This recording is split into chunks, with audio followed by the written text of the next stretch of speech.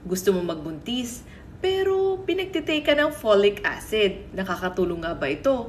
Para saan nga ba ang folic acid? Tunay nga ba na mas nakakabilis itong magbuntis para sa isang babae? Hello everyone! So once again, it's me, your nurse, Remy FC, and for today's vlog, ang topic po natin ay folic acid.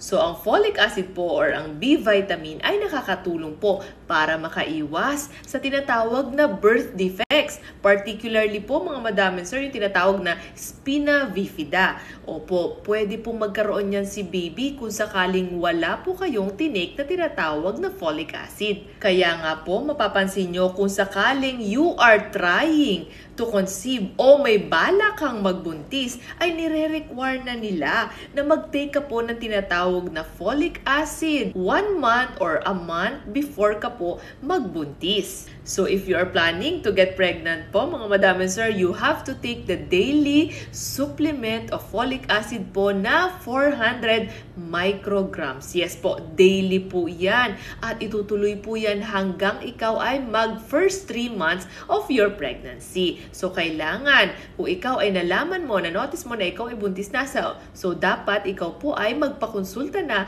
agad sa inyong OBGYN kasi hindi lamang po folic acid ang kanyang irereseta para sa inyo at para kay baby. At hindi lang yon, alam niyo po ba kung bakit nire-recommend ng ating mga doktor ang folic acid bago ikaw magbuntis? Actually, mga madam and sir, ang folic acid po, it improves your fertility. Ano ibig niya sabihin?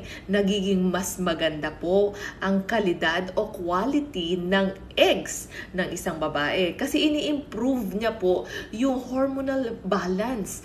So kapag okay po ang hormones ng isang babae, nagiging usually, sa mga ibang kababaihan ay nagiging ayos po o nagiging regular ang kanilang ovulation. Therefore, mas nagiging maayos o maganda ang kalidad ng mga itlog. Samantalang, sa mga ating mga kalalakihan, it improves the quality of sperm and the motility. So, ibig sabihin, yung ganda ng kalidad ng semilya ng isang lalaki o ang tambot ng isang lalaki at yung motility, yung paglangoy. Pero tandaan lamang po natin na ang folic acid ay hindi directly nagkukos ng pregnancy ng isang babae. So, maraming katanungan, nagtitake naman po ako ng folic acid, bakit hindi pa rin po ako nagbubuntis? Actually, mga madam and sir, napakarami pong cause kung bakit ang isang babae ay nahihirapan pong magbuntis. Hindi lamang po dahil sa regular ang kanyang pagme-mens ay